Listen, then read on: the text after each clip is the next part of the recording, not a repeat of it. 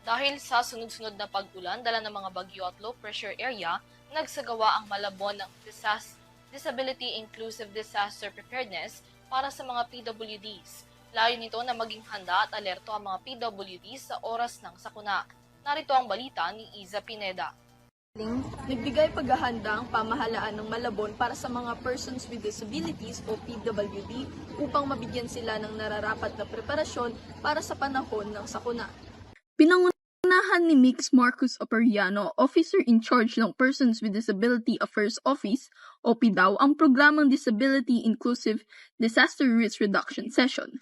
Kasama rin dito ang Malabon Disaster Risk Reduction Management Office o MDRRMO. Gayon din lumahok dito ang 100 Malabueños na PWD at nagbigay din ang pamahalaan ng Malabon ng mga first aid kit bags para sa kanila.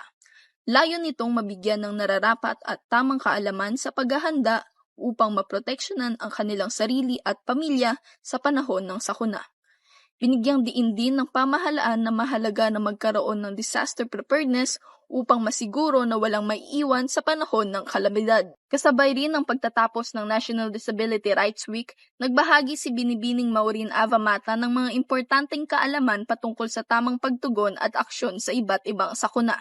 Higit pa rito, nagbigay mensahe rin si Mayor Jenny Sandoval patungkol sa mahalagang kahalagahan sa inklusibong paghahanda sa sakuna o kalamidad. Patuloy pa rin ang pagbibigay suporta ng pamahalaan ng Malabon upang maitaguyod ang mga programang may nararapat na paghahanda at matiyak na ligtas at walang Malabueños ang maiiwanan.